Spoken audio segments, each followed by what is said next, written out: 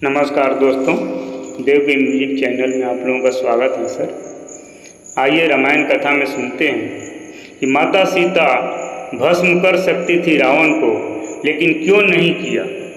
माता सीता के चमत्कार के बारे में रावण बच गया एक तिनके के कारण। रामायण कथा। माता सीता को साक्षात लक्ष्मी माना जाता है। वे श्री राम की ही तरह शक्तिशाली है। वह चाहती तो रावण को उस वक्त भस्म कर देती जब वह हरण करने गया था। वह चाहती तो अशोक वाटिका में पहुंचकर भी रावण को भस्म कर देती है, यदि उसका किसी भी वक्त वध कर देती। लेकिन माता सीता ने ऐसा क्यों नहीं किया, जबकि वो तो खुद ही रक्षा करने में सक्षम थी। वास्तव में माता सीता स्वयं शक्ति स्वरूपा थी। मान्यता के अनुसार कहते हैं कि जब सीता माता के ससुराल आई तो उन्होंने सबसे पहले ऋषि मुनियों और परिवारजनों को खीर खाने के लिए खीर बनाई और दशरथ सहित सभी को परोसा गया। जब वे उन्हें खीर परोस रही थी तभी उस समय तेज हवा का झोंका चला और सभी ने अपनी अपनी पतल संभाली। लेकिन उस दौरान राजा दशरथ की खीर में एक छोटा सा घास का तिनका आकर गिर जाता है। माता सीता ने उस तिनके को देख लिया था, परंतु खीर से वो तिनका सबके सामने कैसे निकालें, ये बड़ी दुविधा की बात थी।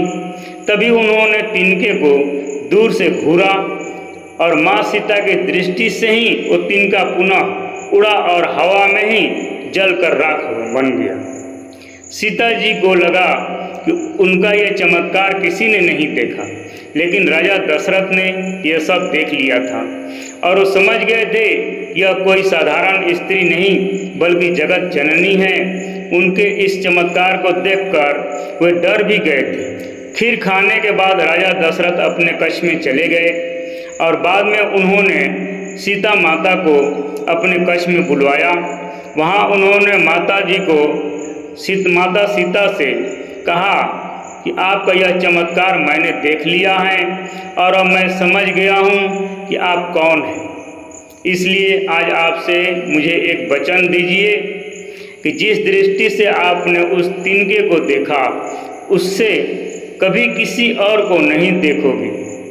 इस बात को सुनकर माता सीता ने दशरथ जी को वचन दिया कि मैं कभी किसी को इस दृष्टि से नहीं देखूंगी। जब रावण ने सीता माता का हरण किया था तो वह स्वयं ही उसे भस्म कर सकती थी, परंतु वो राजा दशरथ जी को दिए वचन से बंधी हुई थी। इसलिए जब रावण उनके करीब आने का प्रयास करता था या उन्हें धमकाता था तो वे उसे कुछ नहीं करती, बस हाथ में तिनका उठाकर उस तिनके को घूरने लगती थी और उसके प्रति अपने क्रोध को नियंत्रण करती रहती थी। दोस्तों, यह जानकारी आप लोगों को कैसी लगी, कृपया कमेंट में जय श्री राम अवश्य लिखें सर। धन्यवाद।